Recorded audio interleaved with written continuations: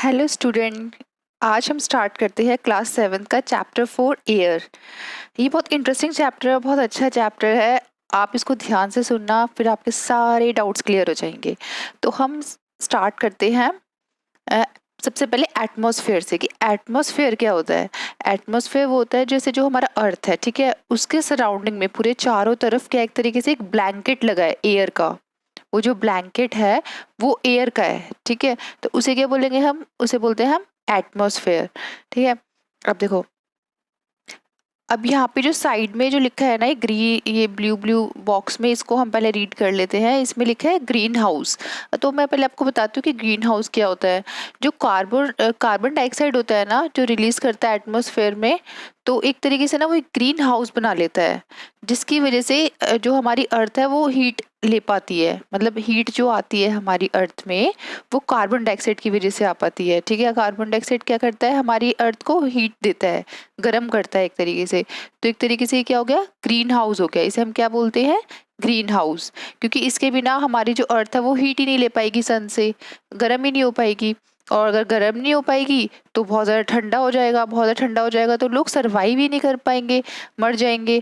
तो ना अब क्या होता है, अब देखो ये तो कार्बन डाइऑक्साइड तो हेल्प कर ही रहा है अर्थ को देने में कि भैया हीट ले लो जितनी भी लेनी है तुम्हें।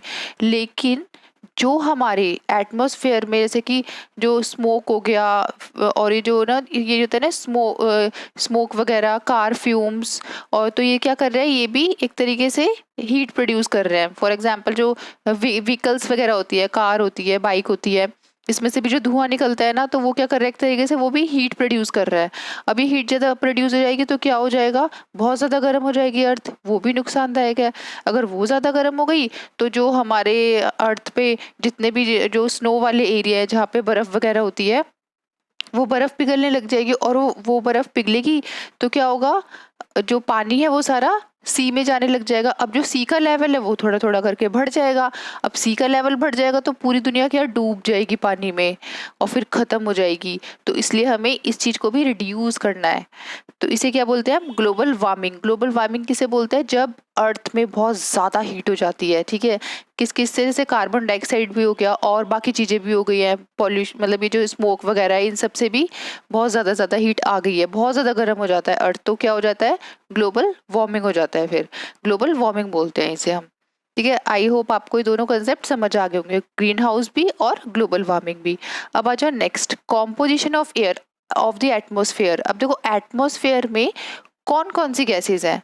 तो सबसे ज्यादा जो गैस है वो क्या कौन सी है, हमारी नाइट्रोजन। ये देखो ये डायग्राम में भी बना है, सबसे ज्यादा कौन सी, नाइट्रोजन 78%। उसके बाद ऑक्सीजन, और फिर उसके बाद जो है हमारी वो है आर्गन, उसके बाद है कार्बन डाइऑक्साइड, और बाकी जो अदर्स गैसेज है वो 0.0% है, बस बहुत थोड़ी सी हैं।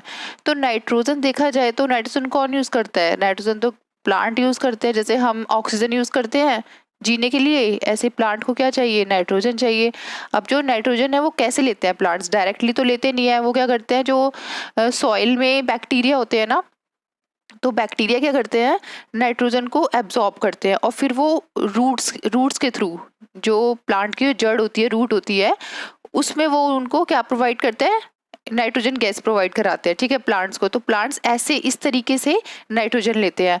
और जो प्लांट्स होते हैं नाइट्रोजन लेते हैं और जो एक्सेल करते हैं, मतलब छोड़ते हैं, वो क्या छोड़ते हैं, कार्बन ऑक्सीजन छोड़ते हैं, सॉरी, कार्बन डाइऑक्साइड तो हम लोग छोड़ते हैं, ठीक है। हम लोग ऑक्सीजन इनहेल करते हैं और एक्सहेल क्या करते हैं, हम कार्बन डाइऑक्साइड एक्सहेल करते हैं। ऐसे जो प्लांट्स होते हैं वो क्या करते हैं, वो नाइट्रोजन इनहेल करते हैं और एक्सहेल क्या करते हैं, वो ऑक्सीजन को, जो कि हमें जरूरत होती है, हम प्लांट से तो लेते हैं ऑक्सीजन। तो अब देखो, अब आपको आई थिंक अच्छे से समझ आ गया होगा, जो प्लांट्स होते हैं वो क्या करते हैं, नाइट्रोजन को, नाइट्रोजन एज अ ब्रेथ, जो जीने के लिए, जैसे हम ऑक्सीजन लेते हैं ना जीने के लिए, ऐसे प्लांट जो है वो क्या करते हैं, नाइट्रोजन लेते हैं जीने के लिए, और वो क्या छोड़ते हैं उसके बदले में, ऑक्सीजन। और हम लोग क्या करते हैं, हम लोग ऑक्सीजन लेते हैं और कार्बन डाइऑक्साइड छोड़ते हैं। तो देखा जाए तो जो नाइट्रोजन है वो सबसे ज़्यादा इंपॉर्टेंट गैस मानी गई है एयर की, क्योंकि सबसे ज़्यादा मिलती है वो। और सेकंड नंबर पे क्या है, हमारा ऑक्सीजन है, सेकंड मोस्ट प्लेंटीफुल जो गैस है, ठीक है, एयर में, वो कौन सी है, हमारी ऑक्सीजन है। तो अब देखो ग्रीन प्लांट्स जो है, ग्रीन प्लांट्स प्रोड्यूस करते हैं क्या, ऑक्सीजन ड्यूरिंग फोटोसिंथेसिस। जब फोटोसिंथेसिस होता है ना, तो ग्रीन प्लांट क्या प्रोड्यूस करते हैं, ऑक्सीजन प्रोड्यूस करते हैं। ठीक है। और जो ग्रीन प्लांट्स है वो कार्बन डाइऑक्साइड का भी यूज़ करते हैं, किस लिए? अपने फूड को बनाने के लिए। जो अपना खाना बनाते हैं प्लांट्स वगैरह, वो किसके थ्रू बनाते हैं? कार्बन डाइऑक्साइड के थ्रू बनाते हैं। तो यहाँ पे कार्बन डाइऑक्साइड की भी बहुत ज़रूरत है। अगर जैसे कार्बन डाइऑक्साइड जो है हम रिलीज करते हैं ह्यूमंस, ठीक है, ह्यूमंस हो गए, एनिमल्स हो गए, ठीक है, और प्लांट क्या जो है करते हैं रिलीज, वो करते हैं ऑक्सीजन को। और अगर ये दोनों बैलेंस में रहे, मतलब जितना कार्बन डाइऑक्साइड मतलब एनवायरनमेंट में है उतना ही अगर ऑक्सीजन हो, ठीक है, तो ये चीज़ें क्या है? बैलेंस में हो जाएंगी, परफेक्ट बैलेंस रहेगा। अगर थोड़ा भी ऊपर नीचे हुआ तो इम्बैलेंस हो जाएगा। फॉर एग्जाम्पल, अगर कार्बन डाइऑक्साइड ज़्यादा ही हो गया एनवायरनमेंट में तो क्या हो जाएगा? ग्लोबल वार्मिंग हो जाएगी, उससे भी इफेक्ट पड़ेगा पूरी अर्थ को। और जो भी जितने भी जो भी है जो भी लोग हैं, सबको इफेक्ट पड़ेगा इन सब चीज़ों से। अब देखो यहाँ पर ये ब्लू बॉक्स में क्या लिखा हुआ है? ब्लू बॉक्स में लिखा है कि जो कोल्ड एयर होती है ना, वो बहुत डेंसर होती है और बहुत हैवी होती है। ये याद रखना, जो कोल्ड एयर होती है वो मेरे बहुत हैवी होती है और बहुत डेंसर होती है। और जो हॉट एयर होती है, जो गर्म एयर होती है, वो क्या होगी? वो बहुत लाइट होती है, इसलिए वो बहुत जल्दी एक्सपैंड हो जाती है, बहुत जल्दी फैल जाती है और वो बहुत जल्दी ऊपर गोज अप, मतलब बहुत जल्दी रिलीज हो जाती है, बहुत जल्दी निकल जाती है। ठीक है, तो ये आपको ध्यान रखना पड़ेगा, कोल्ड एयर का भी और हॉट एयर का भी। इसको मैं आगे अच्छे से आपको एक अच्छे से एक्सप्लेन करूंगी नेक्स्ट नेक्स्ट वाले पैराग्राफ में, नेक्स्ट पेज में। अब देखो नेक्स्ट जो है हमारा स्ट्रक्चर ऑफ एटमॉस्फेयर। अब स्ट्रक्चर ऑफ एटमॉस्फेयर ये मैं आपको डायग्राम से बनाऊंगी तो बताऊंगी तो बहुत अच्छे से समझ आएगा। अब देखो इसमें क्या है, जो सबसे नीचे है, सबसे नीचे कौन सा है? हमारा ट्रोपोस्फेयर। उसके ऊपर क्या है? हमारा स्ट्रेटोस्फेयर।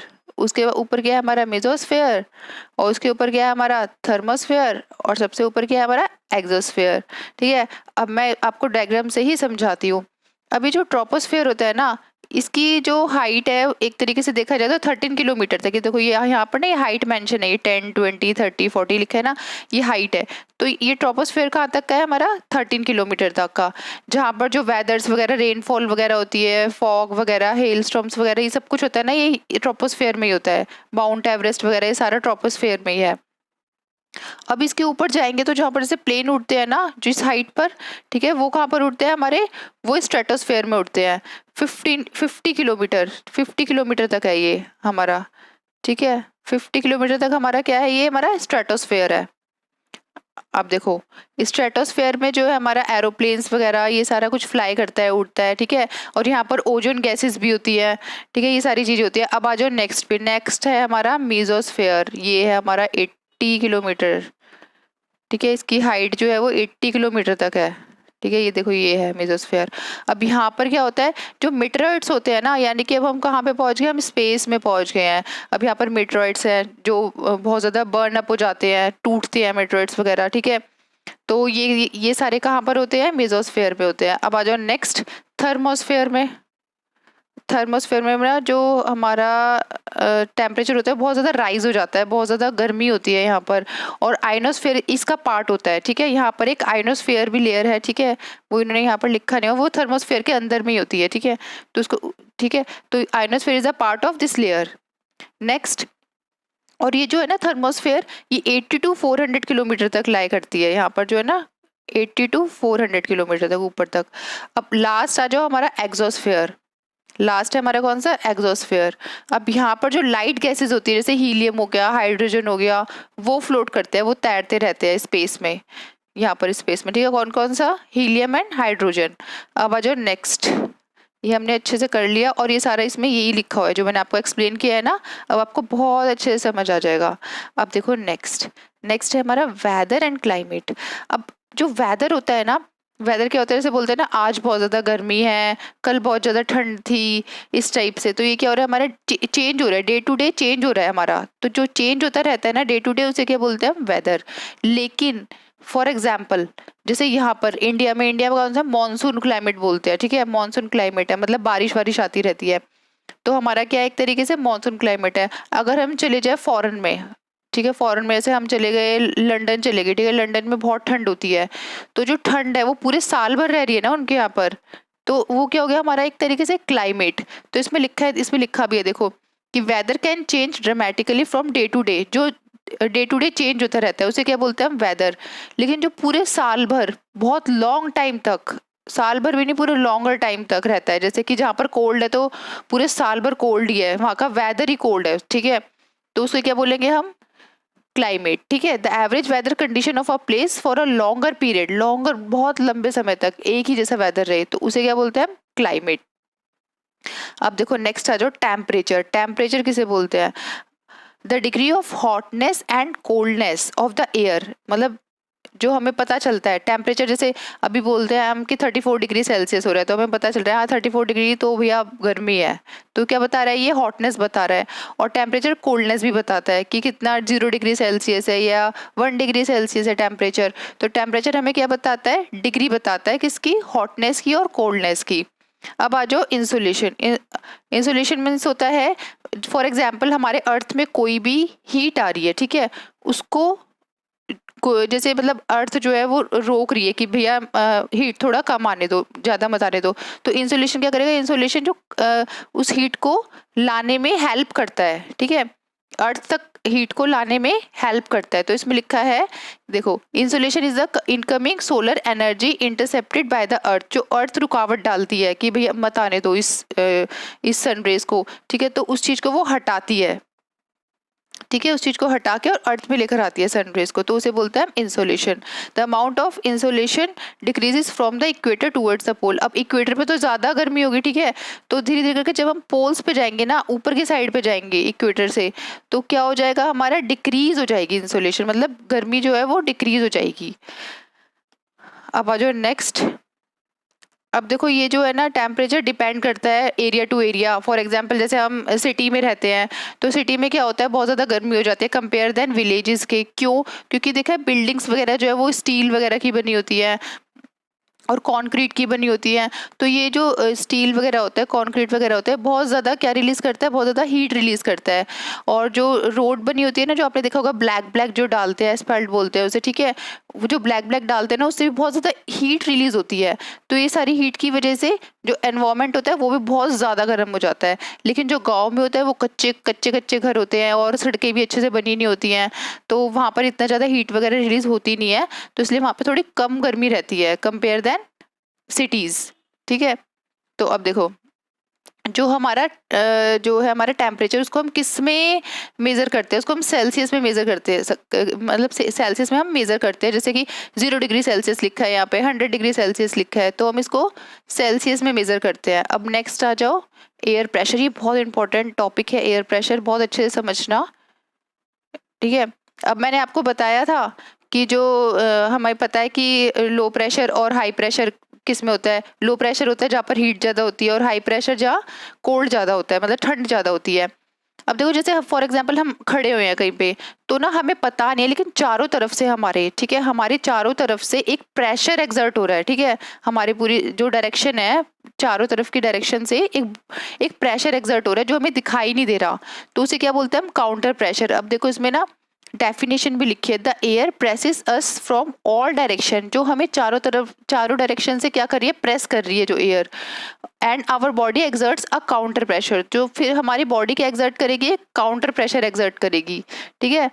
तो जो चारों तरफ से अगर हमें कोई एक तरीके से जो एयर है वो क्या कर रही है, प्रेस कर रही है, और जो हमें दिखाई नहीं दे रहा है, अभी हम बैठे हैं या खड़े हैं तो भी एयर हमारे चारों तरफ है, वो चारों तरफ से हमें क्या कर रही है, प्रेस कर रही है, तो उसे क्या बोलेंगे हम, काउंटर प्रेशर है ये। Next, air pressure is defined as the pressure exerted by the weight of air. Obvious ही बात है, एयर प्रेशर लिखा है तो जो भी प्रेशर देगी वो एयर के थ्रू ही देगी, ठीक है। अब पूरे अर्थ पे दे, चाहे हमारे पे दे, किसी पर भी दे, ठीक है, तो एयर के थ्रू ही प्रेशर दिया जाएगा। अब हमें पता है कि लो प्रेशर कब होता है, लो प्रेशर जब होता है जब हीट होती है, और हाई प्रेशर कब होता है, हाई प्रेशर जब होता है जब ठंड होती है, ठीक है। और जो लो प्रेशर होता है वो हीट के टाइम पे होता है, और क्या होती है, वो लाइट भी होती है, हमने अभी पढ़ा था ना अभी पीछे कि लाइट बहुत हल्की होती है। और जो हाई प्रेशर होता है, जो कोल्ड में मतलब ठंड में होता है, वो क्या होता है, हमारा बहुत हैवी होता है, ठीक है। Next, the air always move from, जो एयर है वो कहाँ कैसे मूव करती है, हाई प्रेशर से लो प्रेशर की तरफ। और वैसी बात है, हाई प्रेशर अगर तुम्हारे ऊपर भी कोई जैसे एग्जाम है, ठीक है, एग्जाम में बहुत ज़्यादा तुम्हें हाई प्रेशर हो रहा है, बहुत ज़्यादा टेंशन हो रही है, तो एक तरीके से तुम किस साइड की साइड भागोगे, जहाँ पे लो प्रेशर हो, जहाँ पे लो कम टेंशन हो, ठीक है। तो हाई प्रेशर से हम कहाँ जाते हैं, लो प्रेशर में जाते हैं। तो एयर भी क्या होगी, एयर को अगर हम छोड़ दें तो वो क्या करेगी, वो भी भागेगी हाई प्रेशर से कि भैया भागो, यहाँ तो बहुत ज्यादा प्रेशर है, बहुत ज्यादा हाई प्रेशर है। तो जो एयर होती है वो कैसे मूव करेगी, हाई प्रेशर से लो प्रेशर की तरफ। कहाँ भागेगी, हाई से लो की तरफ। भैया मुझे प्रेशर अपना लो करना है, बहुत ज्यादा हाई हो गया, बहुत टेम्परेचर हाई हो गया, बहुत झेल लिया, अब नहीं इस टाइप से। तो एयर को भी ऐसे ही फील होता है, ठीक है। तो इस तरीके से आप लर्न कर सकते हो इजिली इसकी डेफिनेशन। और विंड की भी देखो डेफिनेशन यही होती है, the movement of air from high pressure area to low pressure area. जो भी एयर की मूवमेंट होगी, जो भी एयर की मूवमेंट होगी वो जो हाई प्रेशर से कहाँ जाएगी, लो प्रेशर की तरफ जाएगी, तो उसे क्या हम बोलते हैं, विंड बोलते हैं। अब देखो जो विंड होती है ना, अब यहाँ पर देखो, यहाँ पर लिखा है ना ये ब्लू ब्लू इसमें, कि जो विंड होती है वो कैसे मूव करती है। अगर वो वेस्ट की साइड से मूव कर रही है तो उसका नाम लिख देते हैं हम वेस्टर्ली। अगर वो ईस्ट की साइड से आ रही है तो उसे वो क्या बोलेंगे, ईस्टर्ली, ठीक है। ऐसे नाम इसका रिप्रेजेंट कर देते हैं। अब देखो यहाँ पर ये ऊपर इसमें लिखा है कि जो मून है, मून पे ना कोई भी एयर है ही नहीं, ठीक है। एयर नहीं है तो एयर प्रेशर भी नहीं होगा। इस वजह से जो एस्ट्रोनॉट्स होते हैं ना वो खुद की जो एयर लेकर जाते हैं बैग में, ठीक है। तो वो खुद का एयर लेके जाते हैं जिससे कि वहां पे वो ऑक्सीजन ले सके अच्छे से। अब आ जाओ नेक्स्ट, विंड जो विंड है ना वो 3 टाइप्स की होती है। कौन कौन सी, परमानेंट विंड, सीजनल विंड और लोकल विंड। अब परमानेंट विंड कौन सी है, देखो परमानेंट विंड्स वो है जो पूरे साल एक जैसी रहती है। मतलब कि अगर ईस्ट से आ रही है तो ईस्ट से ही आ रही है पूरे साल भर भैया आ रही है, ऐसा नहीं है कोई कि मॉनसून में आएगी या समर्स में आएगी या विंटर्स में आएगी, नहीं, वो पूरे साल आ रही है उसी साइड से। तो उसे क्या बोलते हैं हम, permanent winds. The trade winds, westerlies and easterlies. अब ट्रेड विंड्स किसे बोलते हैं, ट्रेड विंड्स ना पहले के टाइम पे क्या होता था कि शिप वगैरह से ट्रेड होता था, शिप से ट्रेड होता था सी में। तो अब जो फिर वो देखते थे कि भैया अब इस टाइम हम ट्रेड कर सकते हैं नहीं कर सकते हैं, विंड के थ्रू देखते थे वो कि ऐसा तो नहीं बहुत ज़्यादा हवा आ रही है, बहुत ज़्यादा हवा आएगी तो साइक्लोन वगैरह आ जाएगा, वो लोग डूब जाएंगे। तो इसलिए वो ना अपना एक वो रखते थे कि ये जो विंड कोई जैसे विंड है वो उनके सीजन के इस अकॉर्डिंग अच्छी है, तो उसको उन्होंने क्या बोल दिया, उन्होंने उसको नाम दे दिया ट्रेड विंड है, ऐसे नाम दे दिया था उन्होंने, ठीक है। और वेस्टर्ली तो पता ही है, जो वेस्ट की साइड से आती है विंड्स। ईस्टर्ली पता है जो ईस्ट की साइड से आती है विंड, ठीक है। जो पूरे साल भर रहती है उसे क्या बोलते हैं, हमें परमानेंट विंड्स बोलते हैं, ठीक है। तो इसमें सारा यही बताया हुआ है। अब नेक्स्ट आ जाओ सीजनल विंड्स। अब सीजनल विंड में क्या होता है कि ना चेंज होती रहती है अकॉर्डिंग टू सीजन। जैसे मानसून है तो मानसून में इस अच्छी हवा आ रही है, ठीक है, और समर्स में नहीं आ रही है, विंटर्स में आ रही है, थोड़ी बहुत आ रही है, इस टाइप से। मतलब सीजन टू सीजन चेंज होती रहती है विंड, ठीक है, जो अपनी डायरेक्शन चेंज करती रहती है अकॉर्डिंग टू सीजन। तो उसे बोलते हैं हम सीजनल विंड। अब लोकल विंड क्या होती है, जैसे फॉर एग्जाम्पल छोटा सा एरिया है, यहाँ पर हमें जैसे फॉर एग्जाम्पल हमारे एरिया में मॉनसून के टाइम पे बहुत ज़्यादा बारिश होती है, ठीक है, बहुत ज़्यादा बारिश हो रही है। तो ये क्या है हमारा एक तरीके से, और वहाँ पर जब बारिश हो रही है उसके बाद बहुत अच्छी हवा आ रही है, तो यहाँ सिर्फ हमारे एरिया में आ रही है ना, और किसी के एरिया में तो नहीं आ रही। तो ये क्या हो गया, हमारा लोकल विंड्स हो गया। जो हवा आ रही है वो हमारे एरिया में आ रही है सिर्फ, और किसी एरिया में क्या पता गर्मी हो सर्दी हो, हमें क्या पता। जो हमारे एरिया में आ रही है तो उसे क्या बोलेंगे हम, local winds.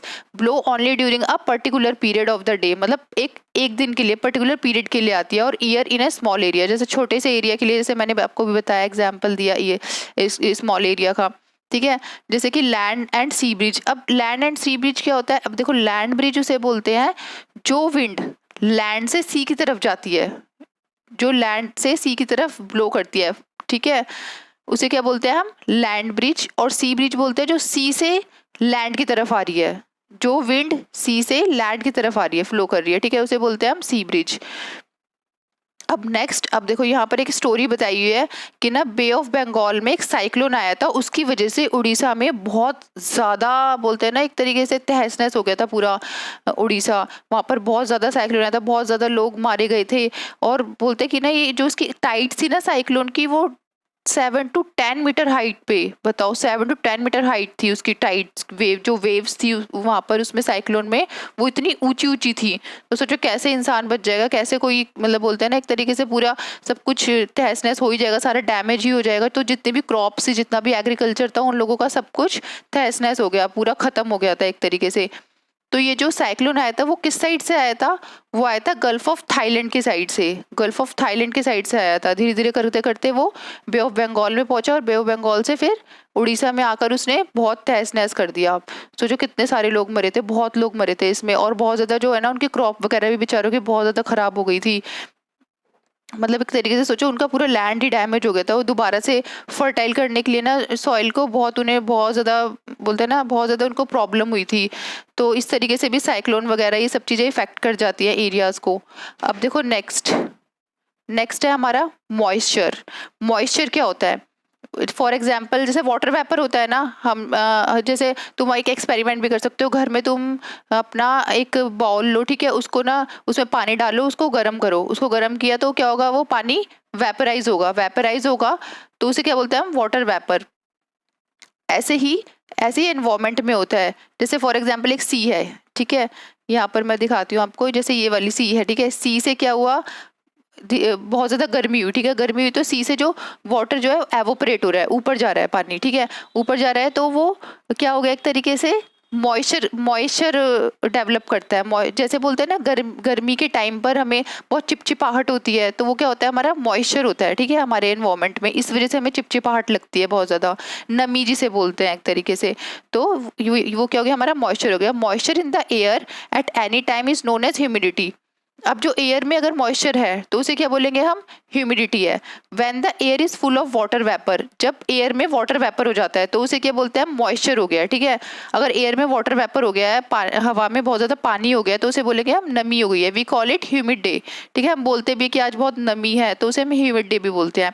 As the air gets warmer, अगर हवा बहुत ज्यादा गर्म हो जाती है तो its capacity to hold the water vapour increase and so it became more and more humid. तो बहुत ज्यादा बोलते ना चिपचिपाहट, बहुत ज्यादा गर्मी हो जाती है। जैसे मानसून के टाइम पे जब बारिश होती है, बारिश के टाइम पे क्या होता है, बहुत चिपचिपाहटपन हो जाता है, तो वो क्या होती है, ह्यूमिडिटी होती है, मॉइस्चर होता है हमारे एनवायरमेंट में। अब क्या होता है, वो धीरे धीरे कर कर ऊपर मतलब ऊपर बादलों में जाएगा वाटर वेपर, ठीक है, वाटर वेपर अब हमारा बादलों में गया, धीरे धीरे करके उसने बादल बना लिए। तो अब वो बादल इतने ज्यादा हैवी हो गए कि वो इस वेट को जो है होल्ड ही नहीं कर पा रहे हैं। उस वेट को होल्ड नहीं कर पाएंगे तो क्या होगा, नीचे टपक जाएंगे। अब नीचे किसकी फॉर्म में टपकेंगे, वो पानी की फॉर्म में, मतलब रेनफॉल की फॉर्म में। तो जो हमारा प्रेसिपिटेशन होता है ना, प्रेसिपिटेशन हम किसे बोलते हैं, देखो ये रहा वर्ड प्रेसिपिटेशन। प्रेसिपिटेशन हम रेनफॉल को ही बोलते हैं, बारिश को ही बोलते हैं, ठीक है। तो बारिश कैसे होती है अब हमें पता चल गया अच्छे से,